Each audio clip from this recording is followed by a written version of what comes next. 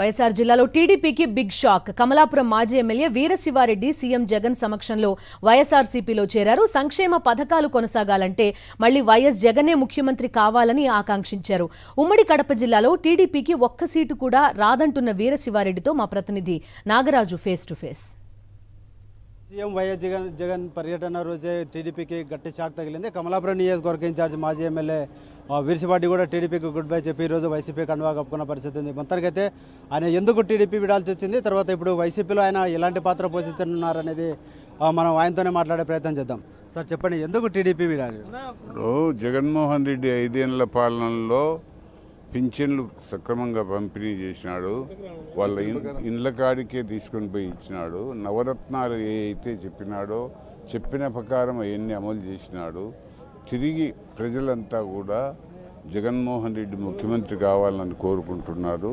కాబట్టి నేను కూడా ఆయన జగన్మోహన్ రెడ్డి గారి వైఎస్ఆర్ పార్టీలో చేరడం జరిగింది.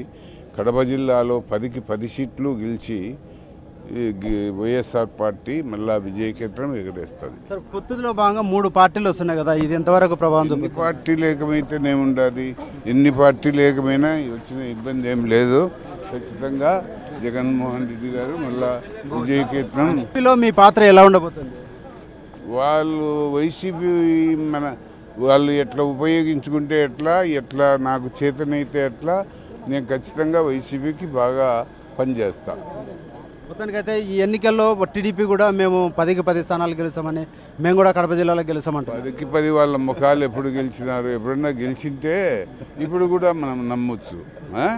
చంద్రబాబు నాయుడు ఇంతకాలమైనా కూడా ఎలక్షన్లు దగ్గరమైనా కూడా మేనిఫెస్టో ఎందుకు ప్రకటించారు? చంద్రబాబు నాయుడు వల్ల ఈ రాష్ట్రానికి ఏం ప్రయోజనం లేదు.